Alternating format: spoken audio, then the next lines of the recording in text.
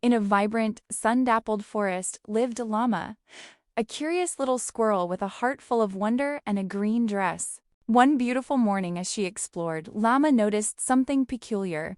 Her own shadow seemed to have a mind of its own. It danced and darted, always just out of reach. Lama felt a spark of challenge ignite within her. Could she catch it?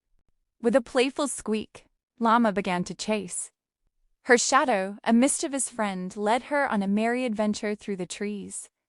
She leaped over fallen logs and scurried up ancient oaks, her tiny paws moving with incredible speed and grace. The forest echoed with their joyful pursuit, a dance between light and dark, speed and agility. It was an exhilarating race. Suddenly, the shadow stopped, right beside her. Lama paused, catching her breath, a smile slowly spreading across her face.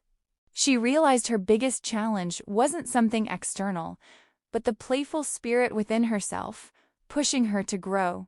Lama and her shadow stood together, a team. She had discovered that embracing her inner strength made her truly unstoppable.